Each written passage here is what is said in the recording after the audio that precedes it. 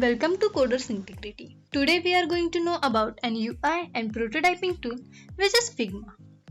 Figma is a web-based UI designing tool which is 100% free and has a prototyping in it.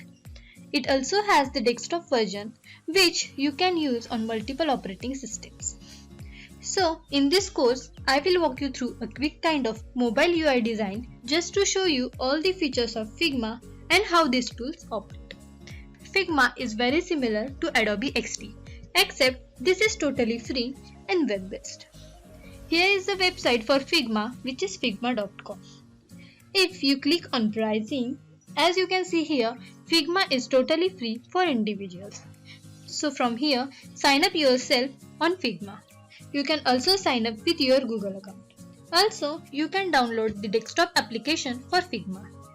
Once the Figma is ready to use, you will see this web-based interface. Here you will find all your recent files.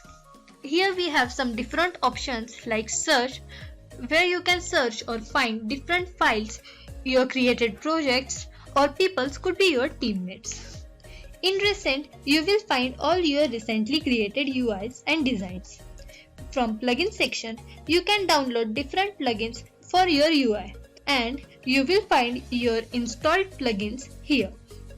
You can also create your own plugins from here and can visit this site plugin developer documentation to learn about creating your own plugin. In draft section, you can find the drafts which you have recently created, and in deleted you will find your deleted files. Also, you can upgrade your Figma account from here to collaborate with other peoples. For that, Figma has other paid plans, but for individuals, Figma is fully free. This bell is a notification bell where you will find all your notifications. Here we also have the import option from where you can import files from your computer or PC.